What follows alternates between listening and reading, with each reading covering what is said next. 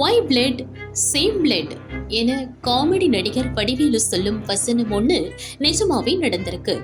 அத பத்தி செத்த பார்ப்போம் வாங்க மக்கா. சென்னை நெற்குன்றத்தை சேர்ந்தவங்க வரலட்சுமி. இந்த அம்மாவுக்கு வயசு 50. இவங்க காஞ்சிபுரத்துல இருந்து அரசு பஸ்ல மெட்ராஸ் போனாங்க. அப்போ பார்த்து அவரோட 5 சவரன் நகையை பெண் ஒருவர் திருடிட்டு கம்பி நீட்டிட்டாரு. கோயம்பேடு போலீஸ் விசாரிச்சு நகையை ஆட்டியை போட்டது திருப்பத்தூர் மாவட்டம் நரியம்பட்டு ஊராட்சி தலைவரான திமுகவை சேர்ந்த பாரதி, வயசு 51ன்னு கண்டுபிடிச்சாங்க. அவரை கைது செஞ்சு ஜெயில தூக்கி போட்டாங்க. முன்னதா பாரதி போலீஸ்ட அளிச்ச ஸ்டேட்மெண்ட்ல என்ன சொல்லி இருக்காங்கன்னு பார்க்கலாம் வாங்க. நான் ஆம்பூர், வாணியம்பாடி, திருப்பத்தூர், வேலூர், கிருஷ்ணகிரி என பல இடங்கள்ல ஓடும் பஸ்கள்ல பெண்களின் கவனத்தை திசை திருப்பி நகையை திருடிட்டு வரேன்.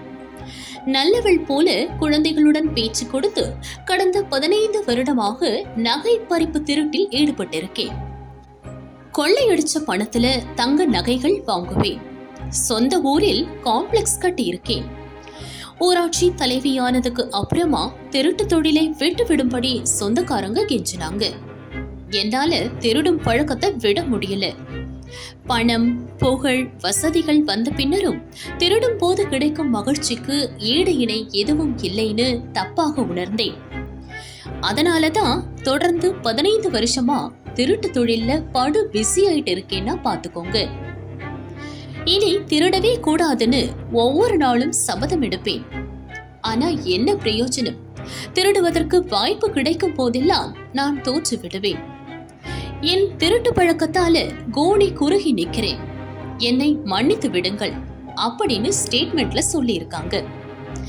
ஆமா, நீங்க நல்லவங்களா கெட்டவங்களான்னு பெண் போலீஸ் பொறுத்தவங்க திமுக திருட்டு ஊராட்சி தலைவி பாரதியிட்ட கேட்டிருக்காங்க.